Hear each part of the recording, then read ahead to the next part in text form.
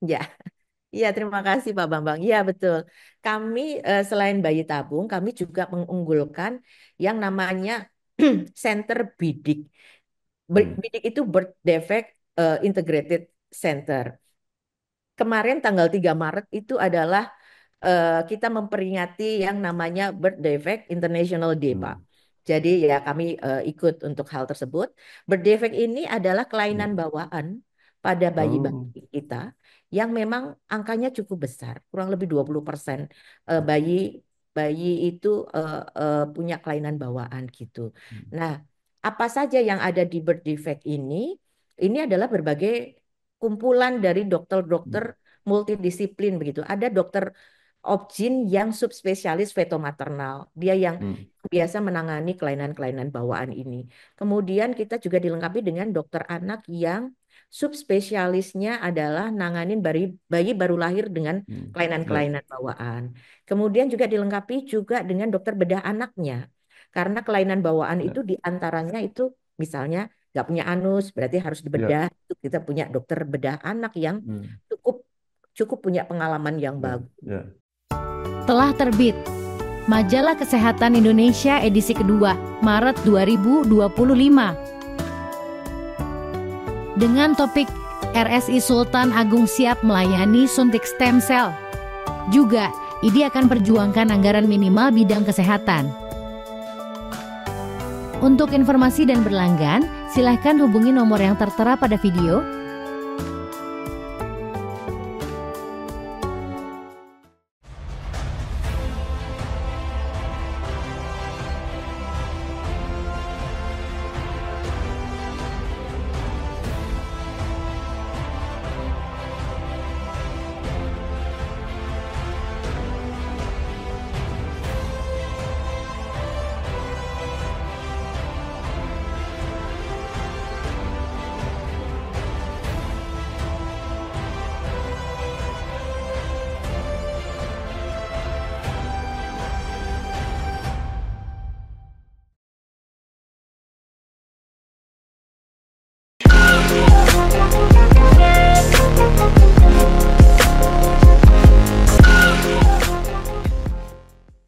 Assalamualaikum warahmatullahi wabarakatuh.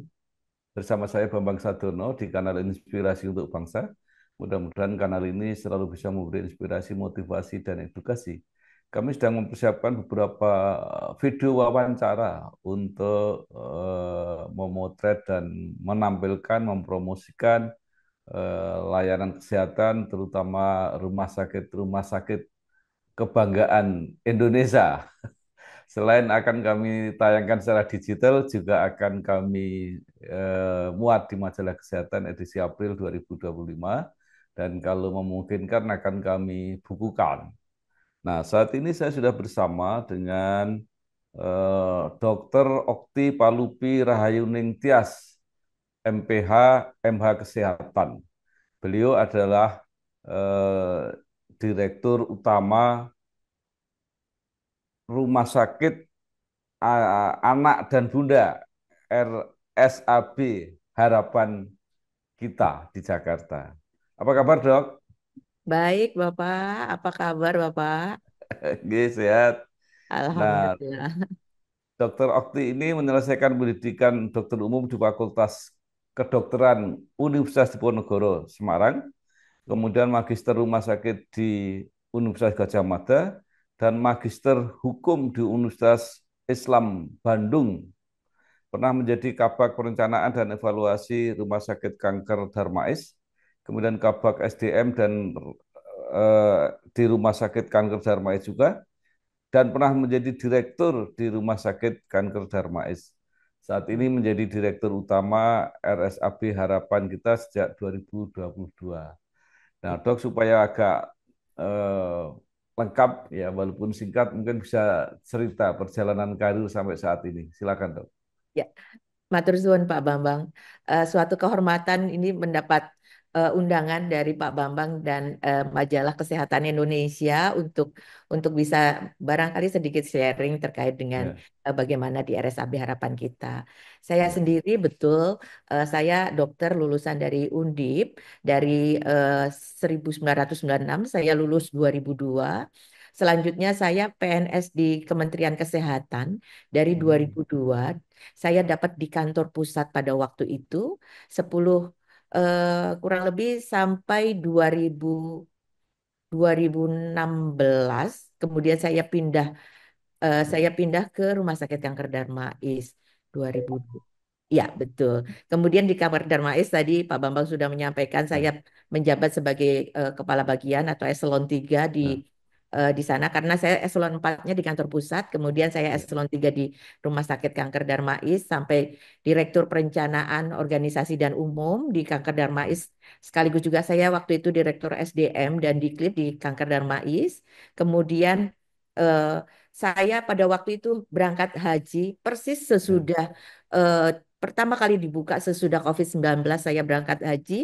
Tiba-tiba di sana saya diperintahkan untuk ikut bidding. Saya tidak tahu Hmm, harus bidding apa, tapi saya ikut bidding. Jadi pulang haji saya pindah ke hmm. RSAB Harapan Kita sebagai direktur utama. Begitu sampai sekarang saya di RSAB Harapan Kita. Jadi jadi memang saya tidak tahu apakah itu blessing dari haji atau saya Berkah itu mendapat tadi. challenge Ya, baru gitu. ya. Nah, Dok, tadi disebutkan bahwa karirnya adalah sebagai ASN, aparatur Betul. sipil negara. Ini jadi apakah rumah sakit RSAB Harapan Kita ini milik pemerintah, Dok? Betul. Ya, RSAB adalah salah satu dari 38 rumah sakit milik Kementerian Kesehatan. Yang mana eh, dari 38 tersebut, 35 diantaranya, 34 atau 35 begitu, itu sudah menjadi Badan Layanan Umum, menjadi rumah sakit BLU, termasuk di RSAB Harapan Kita. Jadi memang kami merupakan salah satu dari rumah sakit milik Kementerian Kesehatan.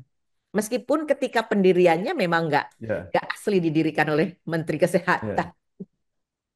Nah, mungkin bisa diceritakan sedikit. Kalau tidak salah ya, ini kan harapan kita itu zamannya Butin Soeharto ya kalau tidak salah. Nah, betul. Betul Pak Bambang. Ya, Didirikan di 22 Desember 1979. Ini tepat memang pas Hari Ibu oleh ya, Ibu Tien Soeharto. Karena memang pada waktu itu Ibu Tin itu memang saya eh, apa ya appreciate kepada beliau karena beliau punya mimpi hmm, begitu ya supaya eh, Indonesia itu mempunyai satu rumah sakit yang bisa ya, dibanggakan sehingga masyarakatnya tidak perlu keluar negeri gitu. Maka ya, kemudian beliau mendirikan RSAB Harapan Kita.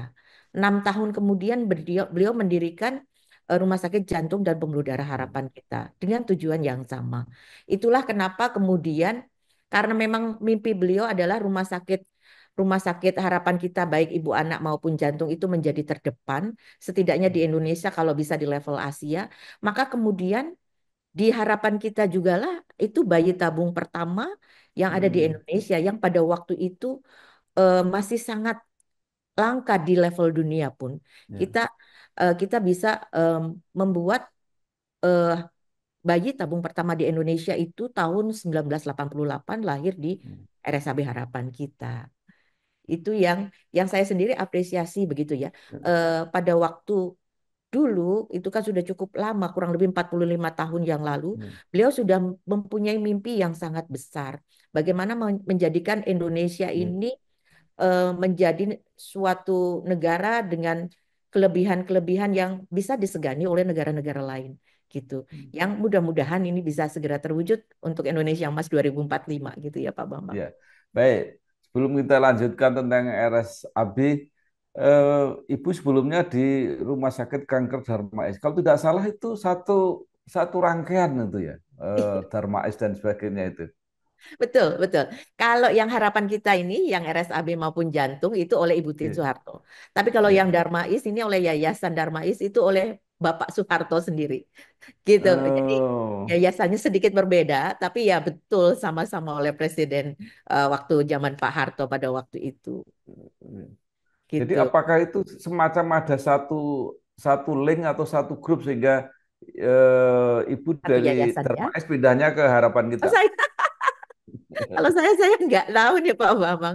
Ya itu tadi Iya, ceritanya sudah berangkat haji tiba-tiba saya dimutasi dipindahkan ke harapan kita. iya. Baik, sekarang tentang RSAB ini luar biasa. Tahun 1979 sudah didirikan. Kan mungkin bisa ini menjadi rumah sakit apa anak dan ibu yang paling tua di Indonesia, Dok.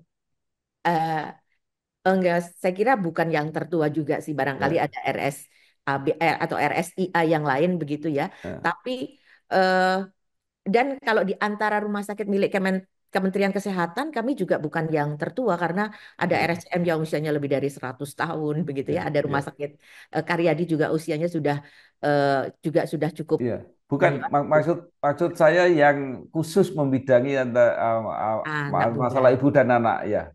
Ya, kalau sebagai suatu layanan yang komprehensif, barangkali iya ya Pak Bambang, karena memang Ya, rumah sakit ini memang sedari awal didirikan itu sudah ya, didesain untuk end to end begitu pelayanannya ya, sejak mempersiapkan seorang remaja belum menjadi seorang ibu nih untuk siap ya. menjadi seorang ibu yang Oh, nantinya ketika dia benar-benar hamil menghasilkan seorang bayi yang memang bayi super begitu ya, yang luar ya, biasa, yang bisa menjadi tumpuan masa depan bangsa.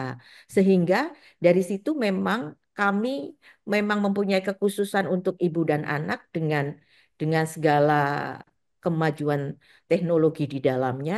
Mudah-mudahan kami memang paling unggul di bidang ibu dan anak karena memang ditunjuk oleh Menteri Kesehatan sebagai Pusat Kesehatan Ibu dan Anak Nasional begitu. ya. Luar biasa. Tadi menyinggung bayi tabung yang pertama. Nah, Iya. mungkin bisa diceritakan sampai sekarang perkembangannya seperti apa dan yang bayi tabung pertama itu diikuti nggak, Dok? Sekarang seperti apa? Ya, baik. Terima kasih. Ya, betul. Bayi tabung pertama itu lahir disiapkan juga disiapkan. Persiapannya itu di RSAB Harapan Kita sampai lahir namanya Nugroho Karyanto. Hmm. Itu adalah bayi tabung pertama di Indonesia oleh Bapak Bayi Tabung Indonesia pada waktu itu. Sebentar. Bapak Bayi Tabung Indonesia itu namanya beliau memang ada di RSAB Harapan Kita dan memang itu sekarang menjadi eh, salah satu layanan unggulan di RSAB Harapan Kita. Selain layanan unggulan yang lain, kami memang mengunggulkan bayi tabung ini sebagai layanan unggulan begitu. Yang kemudian Pak Menteri Kesehatan meminta memang RSAB Harapan Kita ini leading untuk layanan bayi tabung ini dalam artian semua rumah sakit milik Kementerian Kesehatan ini kalau mau layanan bayi Ya, tabung maka harus mengikuti protokolnya, kemudian standarnya, SOP dan sebagainya itu mengikuti standar yang kami siapkan begitu Pak Bambang. Seperti halnya jadi Pak Menteri itu membuat beberapa center-center yang lain. Kalau ke ya, center jantung, maka semua harus mengikuti Rumah Sakit Jantung Harapan Kita, begitu. ya, Demikian juga untuk center center untuk stroke, begitu harus mengikuti Rumah Sakit Pusat Otak Nasional yang ya, ada di Jakarta juga. Kanker, ya, maka ke kanker darmais, begitu Pak Bambang. ya. Nah, tadi kalau tidak salah bayi tabung pertama ini usia sudah hampir 50 tahun. Apa, Dia apakah bisa di lahir iya, Iya. Dia lahir tahun 1988. Jadi iya. eh, eh, dan dan 1988 berarti dikurangi 2025 usianya 37 tahun Pak Bambang. Oh, betul, Saat betul, ini ya. Pak Nugroho Karyanto itu eh, Ya, sudah menikah, beliau ya, punya anak dua alami. ya, Enggak ya, tabung lagi gitu. ya, Jadi dan beliau beberapa kali memang hadir ke harapan kita. Kami klinik bayi tabung kami namanya Klinik ya. Melati. Di Klinik Hmm, Melati itu beliau banyak sharing bagaimana apa ya, pengalaman atau ya Ya, journey-nya beliau lah gitu sebagai bayi tabung ya, pertama di Indonesia gitu. Dan ya, dan kami menjaga itu dalam artian untuk klinik bayi tabung kami cukup cukup confidence begitu ya karena kami ya. mempunyai pelayanan yang terbaru seperti pelayanan yang namanya PGTA. PGTA ini Hmm, adalah sebuah layanan pemeriksaan genetik sebetulnya ya, pada pada embrio yang sebelum ditanam kembali ke ya, kan ini karena namanya ya, bayi tabung dilakukan percampuran antara sel telur dan sperma di laboratorium begitu ya. Terjadi hmm, embrio, namun sebelum embrio ini ditanamkan kembali ke rahim ibu, itu kita ya, pastikan dulu, kita periksa dengan hmm, pemeriksaan pre-implementation genetic testing untuk ya, memastikan bahwa embrio ini adalah embrio yang terbaik. Karena udah susah dapetin anaknya gitu ya, sehingga ya, kita juga akan mencarikan embrio yang terbaik untuk ya, ditanam kembali ke rahim ibunya. Itu pakai ya, pemeriksaan PGT yang tidak semua rumah sakit bisa melakukan hal itu, Pak. Jadi kami ya. juga bangga untuk itu.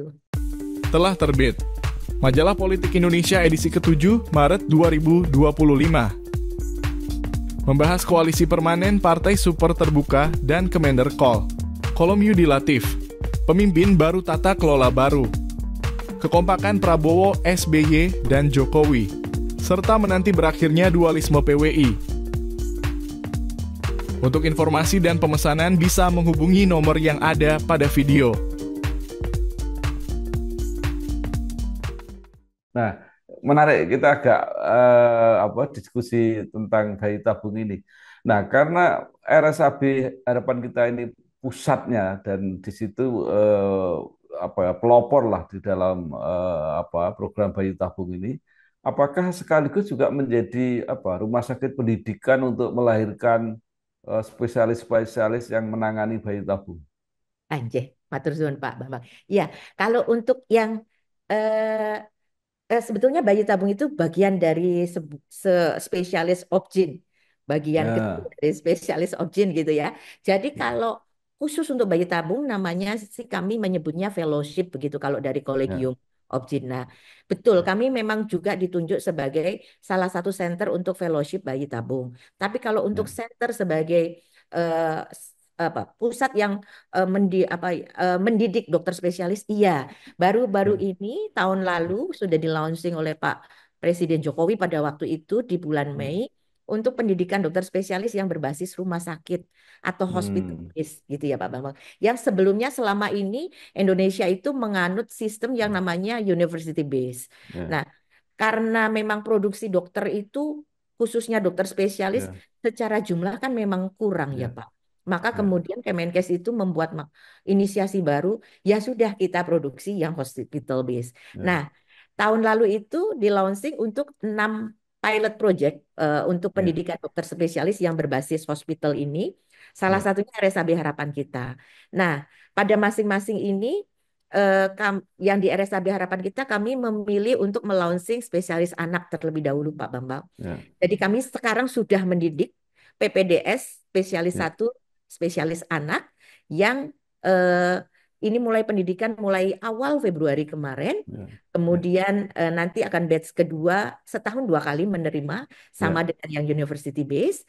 Tapi nanti tahun kedua kami ditargetkan untuk membuka spesialis obgyn. Ini yang kami sedang siapkan, Hmm, Pak Bambang, ya, untuk ya, mendidik spesialis obgyn. Tapi kalau yang tadi terkait dengan bayi tabung, itu ya, cukup kursus kurang lebih 3 bulan begitu, dan ya, itu bisa dilakukan di RSAB Harapan Kita untuk bisa menjadi seorang SPOG spesialis ya, yang, tapi dia sudah dokter spesialis ya, ya, yang kemudian dia untuk spesifik pada bayi tabung itu bisa. ya.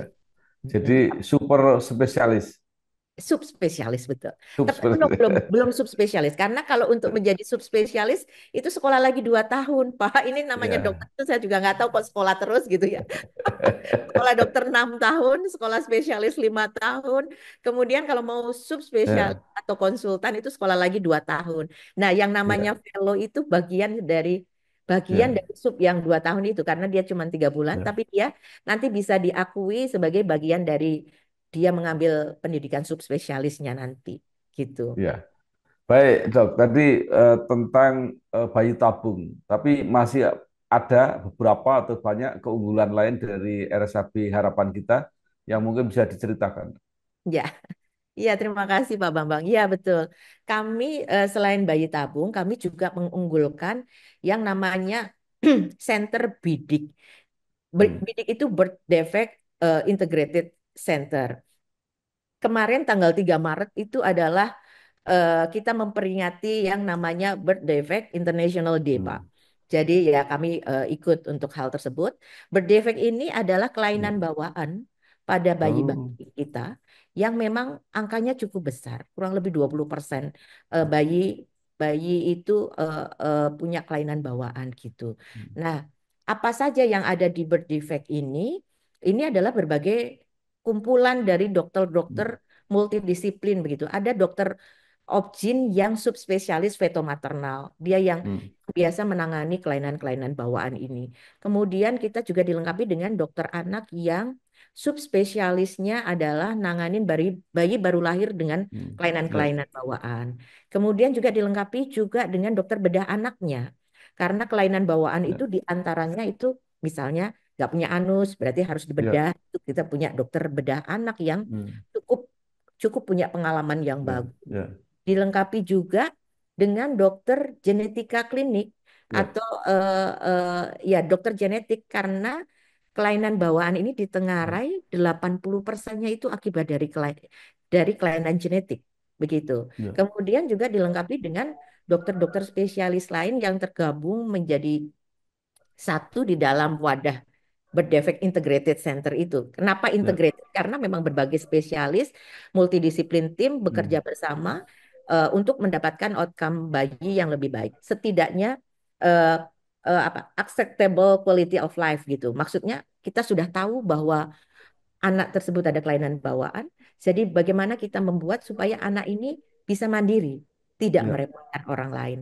Ketika dia besar nanti, dia bisa mandiri untuk dirinya sendiri dan tidak merepotkan orang Ya. lain. Begitu, Ya. Pak. Ya. Ah, Baik, Dok. Tadi kalau melihat bayi tabung, kemudian penanganan kelainan bawaan, ini kan kelihatannya apa ya? Layanan kesehatan yang cukup berat gitu ya, cukup cukup serius. Nah, bagaimana kaitannya dengan pembiayaan, Dok? Pasti Oke, kan agak tinggi juga. betul. Bukan agak lagi, Bapak itu tinggi sekali. Iya betul, tinggi sekali. Yang yang cukup challenging ya menurut saya itu adalah yang paling banyak itu kan kelainan bawaan itu adalah kelainan bawaan pada jantung bayi ya. Ya. Itu itu kurang lebih yang bisa ditangani aja itu kurang lebih ada 5.000 bayi baru lahir dengan kelainan bawaan. Di mana yang bisa benar-benar ditangani dengan baik itu cuman 20%-nya barangkali, Pak. Dan lainnya dia harus survive karena jauh dari fasilitas pelayanan kesehatan yang cukup memadai untuk menangani bayi-bayinya. Yang lain underdiagnosed, tidak terdiagnosis bahwa si bayi itu adalah punya kelainan bawaan. Menyedihkan sekali ya, Pak ya. Ya. Sehingga sejujurnya saya sangat bersyukur ada BPJS Kesehatan yang bisa Hmm. cover seluruh penduduk Ya, Indonesia ya, untuk ya, ya, ya, ya, ya. gitu ya. Meskipun harus saya akui tidak semuanya yang di cover BPJS itu Hmm. menguntungkan rumah sakit. Dalam arti Hmm. banyak layanan-layanan itu yang membuat selisih negatif di rumah sakit, yang Hmm. membuat manajemen rumah sakit itu harus Ya. pandai mengelola rumah sakitnya supaya rumah sakitnya nggak bangkrut gitu ya Pak. Ya. Supaya rumah sakitnya tetap sehat dan bisa terus melayani pasien-pasien kita gitu. Nah, saya kira ini yang menarik. Jadi kalau misalnya tadi untuk layanan-layanan yang berat yang biayanya tidak agak tinggi, tapi mungkin sangat tinggi, tapi bisa bekerja sama dengan BPJS, itu bisa nggak dok diberi gambaran? Artinya berapa persen yang bisa di cover BPJS atau totalnya? Kalau total berapa sebenarnya yang ditanggung oleh rumah sakit? Pak Bambang ini pertanyaan agak tricky. Ini saya agak takut menjawabnya sesungguhnya. Karena nanti BPJS di sisi lain akan marah sama saya. Iya. BPJS selalu menjawab bahwa semua penyakit ditanggung oleh BPJS. Tapi berapa yang Iya. ditanggung gitu ya. Plafonnya ya, berapa gitu sebetulnya gitu. ya, Sebagai ya, contoh saya mencontohkan ya, tadi ya bayi baru lahir. Dia kan harus ya, karena ya, ada kelainan bawaan dia harus dilawat ya, di neonatal ICU begitu ya. ya, NICU itu kami merawatnya itu kadang nggak bisa cuman seminggu terus kita pulangkan, kadang sampai sebulan, 2 bulan yang hmm, kita juga nggak tahu, tergantung bayi itu ya, berapa dia acceptable terhadap pelayanan yang kita berikan, ya, begitu ya. ya, Sementara plafon BPJS itu dia maksimal membayarkan klaim itu saya agak lupa untuk NICU itu kalau tidak salah sekitar 200-an juta begitu. Sementara hmm, kami bisa sampai karena kami jagain cukup lama gitu bisa sampai 400-500 juta dan tidak hmm, boleh ada sharing biaya. Karena hmm, ini nggak ada bukan naik kelas gitu ya. Jadi tidak boleh ada ya, biaya. Artinya rumah sakit harus harus menanggung itu begitu ya hmm, Pak. ya, Dan itu nggak satu dua pasien yang seperti itu. Yang kemudian apa yang kami lakukan? ya. Kami mencoba mencari CSR, Pak. Jadi ya memang kalau Oh, kalau kalau hanya menunggu rumah sakit ya, berdasarkan kemampuan rumah sakit seberapa mampunya rumah ya, sakit ya Pak ya, ya. ya, Ditambah memang ada target-target dari Kementerian Kesehatan, ada KPI-KPI yang kami harus ya, comply yang ya, ditetapkan oleh Kementerian hmm, Kesehatan ya, yang membuat kami harus berinovasi begitu ya bagaimana ya, supaya pasien tetap tertolong tapi ya, juga rumah sakit juga tidak suffering gitu, tidak cukup berat ya, ya, terhadap ya, selisih-selisih negatif ini. Kami kalau di layanan ibu anak terus terang yang selisih-selisih negatif itu ada di layanan intensif, baik itu di ya, NICU maupun PICU. Kemudian layanan-layanan terus terang kelainan bawaan di jantung itu sebagiannya ya, sebagian ya, besarnya itu selisih negatif ya, juga gitu Pak. ya. Iya. Dok, ada nggak donatur-donatur tetap gitu, artinya yang memang membantu? Donatur tetap nggak ada, tapi kami bekerja sama dengan, saya boleh menyebut brand ya, Ya, ya, kitabisa.com. ya, Pada beberapa pasien kita yang memang eh, secara finansial dia benar-benar tidak mampu, maka kita minta bantuan kepada eh, ya, kitabisa.com untuk hal tersebut. Kemudian ya, pada pasien-pasien kanker anak gitu ya, kita bekerja sama dengan organisasi atau yayasan-yayasan yang bergerak di ya, onkologi anak dan itu cukup banyak. Itu juga ya, lumayan membantu ya, untuk support pasien gitu. ya, Karena kan ya. let's say misalnya pasiennya harus dirawat berapa hari di sini, ibunya nginep di mana gitu ya. Itu dibantu. Ada rumah singgah yang disiapkan oleh Baik, yayasan-yayasan. Kemudian iya, misalnya begini Pak Bambang, itu perujukan kan dari seluruh Indonesia ya. ya, Let's say misalnya dari Bengkulu lah misal. Dia ya, datang ke Jakarta juga sudah butuh biaya. Dia mungkin di kita itu harus pulang dulu karena harus tidak bisa juga karena bednya udah ditunggu pasien lain. ya, Dia ya, pulang dulu untuk minggu depannya kembali lagi ke kita untuk kita ya, lakukan diagnostik yang lain. Maka dia akan transit di rumah singgah. Rumah singgah ya, itu disiapkan oleh yayasan-yayasan yang ya, bergerak di bidang sosial itu, ya. Pak. Gitu. Ya. Baik, luar biasa ini. Saya kembali sedikit ke tadi yang bayi tabung. Karena yang pengen punya anak kan bisa juga orang miskin. Dia tidak. Kalau kasus seperti itu seperti apa, Dok? Iya. Nah, sayangnya ini begini. Ini keunikannya nih Bapak, Pak Ya, Bapak. ya, ya, Infertilitas itu ya. di Indonesia bukan dianggap sebagai penyakit. Infertilitas Oh, bukan sebuah penyakit. Akibatnya apa? ya. Tidak ditanggung BPJS. Itu clear di depan. BPJS tidak menanggung. Oh, Bahkan insurans sosial pun, insurans swasta pun tidak menanggung untuk infertilitas. hmm, Hanya sebagian hmm, kecil saja perusahaan-perusahaan multinasional yang ya, menanggung pegawainya atau supposnya untuk bayi tabung ini, Pak. hmm, Misalnya, misalnya ya eh, oil company itu sebagian besar hmm, menanggung untuk ini. ya, Tapi pada beberapa perusahaan yang lain, BUMN yang besar juga menanggung ini. Tapi ya, perusahaan-perusahaan lain enggak, karena itu tadi infertilitas bukan dianggap sebagai penyakit, ya. itu Pak Bambang. Ya, Jadi ya memang jadi, cukup berat untuk ya ini enggak BPJS secara clear di depan ya. tidak menanggung hal ini. Jadi yang boleh punya bayi tabung hanya orang-orang yang punya uang. Tapi Baik. Ya kami cukup affordable Pak Bambang dibandingkan Eh, kompetitor-kompetitor yang lain. Ya karena kita iya, double garden begitu ya, punya ya, pemerintah gitu. Jadi oke, kami bisa menekan ya, sedemikian rupa untuk ya, margin tidak terlalu besar. Tapi kualitas saya yakin nggak kalah ya, dengan yang swasta-swasta itu karena kami punya peralatan yang up to date, ya. peralatan yang modern yang nggak kalah dengan swasta. Telah terbit Majalah Ekonomi Indonesia edisi ketiga Maret 2025. Berisi komentar dan harapan para pakar tentang peluncuran Danantara, dinamika pasar modal dan perbankan dengan hadirnya Danantara, respon BUMN yang masuk super holding Danantara, serta bisnis media nasional yang dibayang-bayangi platform global. Untuk informasi dan berlangganan, dapat menghubungi kontak yang ada pada video.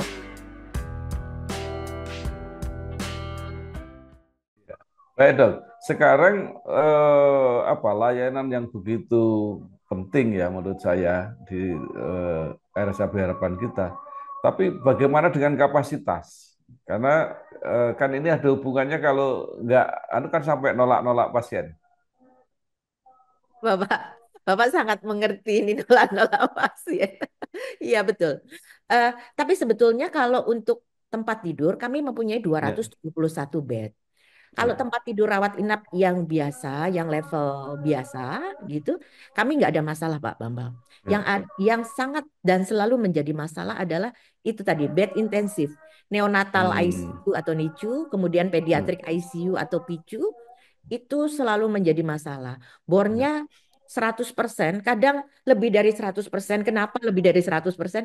Karena bed cadangan ini kadang kami keluarkan kalau benar-benar darurat harus merawat ya, pasien yang nggak harus dirawat di RSAB, maka kami keluarkan bed-bed cadangan itu. Dan memang betul antriannya rujukan dari berbagai daerah, berbagai rumah sakit itu hari ini saja antrian NICU kami itu 28 pasien. Kami punya bed cuma 20, Pak. Untuk NICU. PICU kami punya bed 16 dan antriannya juga puluhan, itu cukup banyak.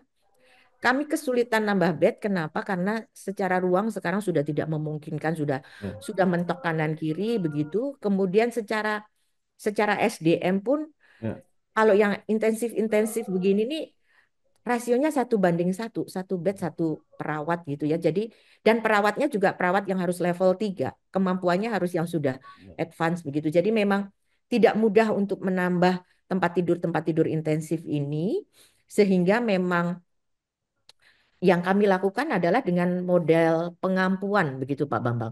Jadi ya. kami harus bisa meminterkan rumah sakit di daerah mempunyai Oh, kemampuan untuk menangani bayi-bayi kecil, let's say bayi-bayi prematur di bawah ah, 1.500 gram, mereka juga harus bisa hmm, menangani. Kita siap ngajarin gitu. Karena ya, memang salah satu tugas rumah sakit Kemenkes adalah memberikan pengampuan ke ya, rumah sakit daerah dan itu yang kami lakukan untuk ya, mengampu rumah sakit lain, bagaimana supaya ya, bisa mempunyai kapabilitas yang kurang lebih sama dengan di RSAB harapan kita.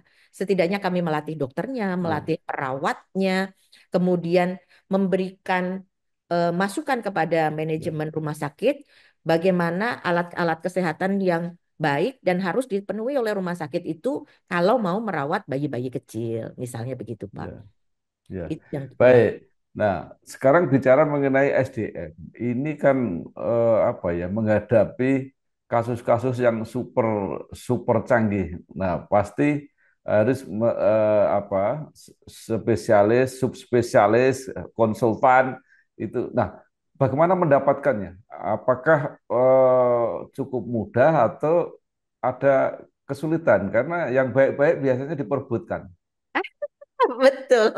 Yang baik-baik itu di Rumah Sakit Pendidikan Utama ya Pak Bambang. Ya, Iya betul-betul. Tapi so far karena rumah sakit ini ada di Jakarta Pak Bambang. Jadi kami ya, kami tidak ada masalah dengan dokter spesialis dan dokter subspesialis. Subspesialis kami lengkap. Kami kami kan leading di ibu dan anak. Jadi kami ya. SP POG kami cukup lengkap, SPA kami juga lengkap dengan sub-sub spesialis. Itulah kenapa Kementerian Kesehatan menunjuk kami sebagai piloting untuk mendidik dokter spesialis karena kami punya sub spesialis yang Ya. lengkap gitu ya. Anak kami punya lengkap. Saat ini kami punya dokter anak dengan sub-subnya itu ada 44 orang, Pak. Untuk obgyn kami punya 22 orang yang dengan sub-sub spesialisnya begitu ya, yang siap untuk membantu pasien-pasien. Kemudian dokter bedah anak kami juga punya dengan kelengkapan-kelengkapan lain tentunya ya tadi sesuai sesuai dengan kebutuhan kekhususan rumah sakit ini. Saya kira kalau yang untuk kebutuhan SDM karena ini di Jakarta Ya. barangkali ya dan di pusat kota jadi bukan menjadi isu sih Pak Bambang. Ya. Ya, baik. Kalau begitu persoalannya tadi lebih ke kapasitas membangun sarana fisik sudah Betul. terbatas. Nah, terakhir pertanyaan saya, apa yang menjadi program Ibu ke depan? Apakah meningkatkan kualitas pelayanan atau memperbesar kapasitas pelayanan? Iya. Jadi, jadi begini Pak Bambang, sekarang tuh Rumah Sakit Kemenkes itu sudah dikelola oleh Pak Menteri Kesehatan itu menurut saya sudah kayak swasta. Benar-benar Ya, sudah seperti swasta. Kami diberikan target yang sebelumnya tidak pernah ya. Target itu tidak ya, hanya target pendapatan, tapi juga target EBITDA margin. Artinya kami harus hmm, ada profit di situ. Meskipun ya, tidak sebesar swasta. Kami diberikan target EBITDA margin itu 10%. Kalau swasta barangkali 35-40% ya, profit yang harus didapat. Kami 10% saja. Dan itu belum semua rumah sakit Kemenkes mampu itu untuk itu begitu ya, ya. Karena ya, kembali lagi kami sebagian besar pasien kami adalah pasien BPJS yang di hmm, situ hampir profitnya tipis hmm, sekali gitu. Jadi ya, apa yang dilakukan begitu ya? Yang dilakukan adalah kami harus memperbesar yang non JKN. Non ya, BPJS itu Pak Menteri minta dinaikkan menjadi 50% pendapatan rumah sakit Kemenkes harus dari non JKN. Kenapa? ya, Karena kita tahu bahwa kita nggak bisa dapat profit dari BPJS gitu ya. hmm, Jadi profit yang didapatkan dari non BPJS ini, dari eksekutif ini digunakan setidaknya untuk tiga hal. Ini pesannya Pak Menteri ya, saya ya Pak ya. ya, ya, Eh, untuk tiga hal. Yang pertama adalah kembali untuk mesejahterakan dokter-dokternya. ya, Jadi maksudnya adalah dokter itu mau monoloyalitas di rumah sakit ya, Kemenkes. Karena dengan diberikan take home pay yang sesuai, yang setidaknya kita bisa fight dengan rumah sakit swasta memberikannya begitu, maka dokter hmm, itu cukup nyaman bekerja di rumah sakit Kemenkes, ya, tidak perlu lagi kerja di rumah sakit swasta. ya, Meskipun seorang dokter mempunyai privilege 3 SIP, tapi ya, ketika dia sudah nyaman bekerja di rumah sakit kita, kita memberikan take home pay yang sesuai dengan apa yang diharapkan seorang dokter spesialis, saya kira hmm, dokter-dokter itu mau kok bekerja hanya monoloyalitas di rumah sakit kita ya, gitu ya. Kemudian yang kedua profit itu digunakan untuk apa? Selain untuk take home pay ya, dokter-dokter kita begitu ya. Yang kedua adalah untuk mensubsidi pasien-pasien BPJS yang selisih ya, negatif. Jadi Pak ya, Menteri itu sangat well informed bahwa ya, BPJS itu sesungguhnya banyak selisih negatifnya. Jadi keuntungan yang didapatkan, profit yang didapatkan dari eksekutif itu untuk mensubsidi hmm, pasien-pasien BPJS. Kemudian yang ketiga ya, adalah kalau masih ada sisa, maka uang yang dipunyai rumah sakit itu bisa digunakan untuk mengembangkan layanan-layanan baru. Kita hmm, diberikan kewenangan untuk, direktur maksud saya, diberikan kewenangan untuk bisa belanja alat-alat kesehatan yang hmm, sophisticated, yang bisa attract pasien-pasien itu mau datang ke kita. ya, Please pasien-pasien eksekutif ya mau datang ke kita dengan uang yang kita punya sendiri. Jadi setidaknya tiga ya, itulah ya, keuntungan yang kita dapatkan dari apa namanya dari ya, pendapatan eksekutif kita begitu. Nah, tapi challenge-nya adalah saat ini belum semua rumah sakit Kemenkes yang bisa mendapatkan pasien eksekutif cukup banyak karena selama hmm, ini image-nya adalah rumah sakit Kemenkes hanya sebagian besarnya ya, 90% atau 95%-nya menangani pasien BPJS begitu ya. Nah, ini hmm, ingin di paradigma ini ingin dirubah ya. begitu. tidak hanya BPJS, tapi kita juga melayani pasien non BPJS dengan kualitas yang sama begitu. Karena pada kenyataannya kan dokter-dokter Ya, kita lah yang bekerja di rumah sakit swasta ya Pak Bambang. Dia ya. hanya pindah parkir aja ke rumah sakit swasta gitu, Iya, menangani pasien-pasien eksekutif. Nah, ini dibuat iya, bagaimana supaya dokter kita juga eksekutifnya di rumah sakit kita sendiri gitu. iya, Maka kemudian memang Rumah Sakit Kemenkes kalau Bapak mengikuti berita barangkali ya di pembangunannya luar biasa. Saya sih iya, melihat dibangun dengan sedemikian bagusnya begitu iya, ya. Eh, iya, di Sarjito, di Hasan Sadikin, iya, di banyak rumah sakit Kemenkes yang akan dibangun, termasuk di sini Pak Bambang. Insya iya, Allah tahun depan kami mulai groundbreaking untuk membangun baru. Jadi gedung iya. existing akan kita rubuhkan. Kami akan membangun 24 lantai, 21 lantai ke Hmm, atas, 3 lantai ke basement. Untuk ya memang karena fasad bangunannya juga sudah ya, 45 tahun, sudah cukup tua. Jadi ini akan ya. dibangun ke atas, kemudian diperbanyak area terbuka hijaunya begitu. Ya, baik. Paling akhir, karena Ya, dokter tadi menyebut peralatan yang sophisticated, yang canggih. Nah, itu kan berarti harus impor, dok. Biasanya alkes ini kita masih banyak tergantung keluar. Seperti apa, dok? iya betul, betul. Memang kalau yang alat-alat sophisticated memang masih masih impor semua ya Pak Ya, Bambang ya. Kayak CT scan, MRI gitu ya, CAT lab ya, itu memang kita impor. Memang nggak bisa ya, saat ini belum bisa ya, menggunakan produksi Indonesia karena memang belum ada produksinya di Indonesia begitu. ya. Iya, baik. Terima kasih sekali informasi ini. Saya kira sangat membantu memahami layanan-layanan yang khusus, yang istimewa, yang mungkin masyarakat perlu tahu, dan juga kualitas layanan yang ternyata juga luar biasa, Iya. kekhasan, pengalaman, penanganan bayi tabung, kasus-kasus kelainan bayi dan sebagainya, saya kira sangat luar biasa. Sekali lagi, terima kasih dok, sukses terus Terus Pak Bambang. dan bermanfaat. Amin. Wassalamualaikum warahmatullahi wabarakatuh. Waalaikumsalam warahmatullahi wabarakatuh. Terima kasih Pak Bambang. Terima kasih dok, luar biasa dok. Betul. Terima kasih. Telah terbit Majalah Kampus Indonesia edisi kelima, Maret 2024, dengan topik Ditiadakannya Akreditasi Unggul Tahun 2026.